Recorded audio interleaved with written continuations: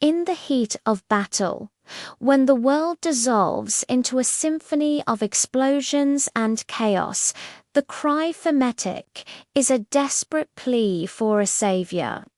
It's a call for a gentle hand, a calming voice, someone to mend the broken and staunch the bleeding. Soldiers expect an angel of mercy, a non-combatant armed with bandages and morphine. But on one fateful day, on the blood-soaked cliffs of Okinawa, the men of the 77th Infantry Division called for a medic and got something entirely different. They got a warrior.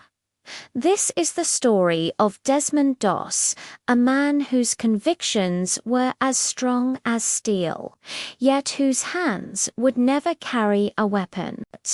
A conscientious objector, Doss enlisted in the U.S. Army during World War II with a singular, unwavering purpose: to save lives, not take them.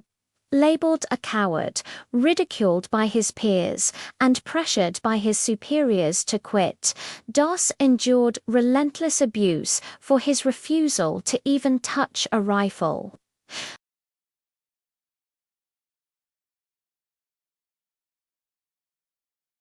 They saw weakness, a liability.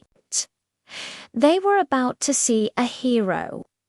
The battle for Okinawa was one of the deadliest of the Pacific War.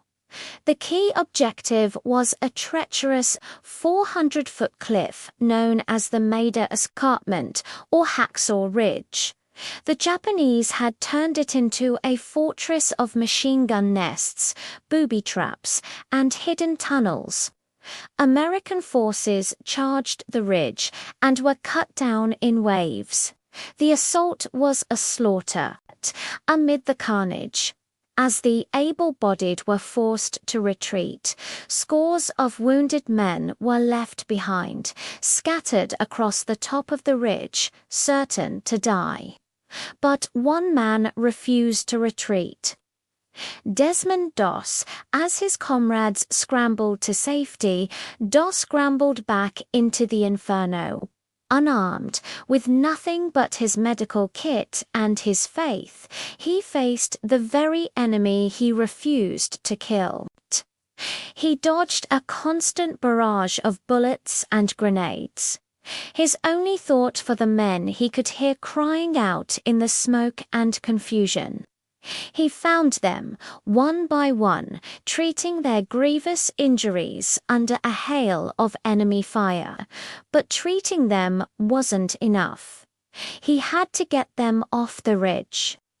Doss devised a rope system, a simple harness he tied around each wounded soldier's body.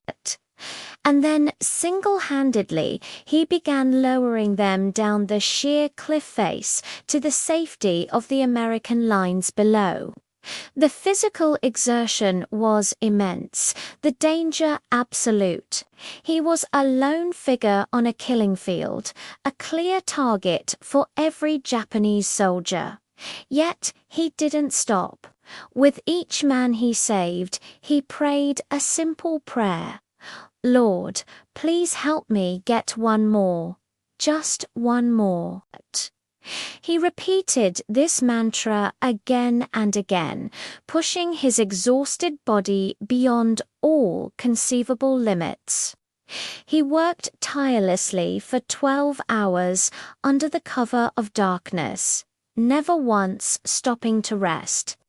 One more, he rescued a man who had tormented him in basic training. He even treated wounded Japanese soldiers. In his eyes, a life was a life. When the sun rose, the soldiers below were stunned. Wounded men had been miraculously appearing from the top of the ridge all night long. They couldn't believe one man had done it. But there was Doss, his uniform caked in mud and blood, still searching for survivors. By the time he was done, he had single-handedly saved an estimated 75 men, 75 souls, pulled back from the brink of death by the courage of the man they had once called a coward. Desmond Doss's actions on Hacksaw Ridge were so extraordinary they seemed impossible. He was wounded multiple times himself, but continued his mission to save others. For his incredible bravery and unwavering commitment to his fellow soldiers. Desmond Doss was awarded the Medal of Honor, the nation's highest military decoration. He was the first and only conscientious objector ever to receive it. He never fired a shot, but he was one of the bravest soldiers to ever set foot on a battlefield.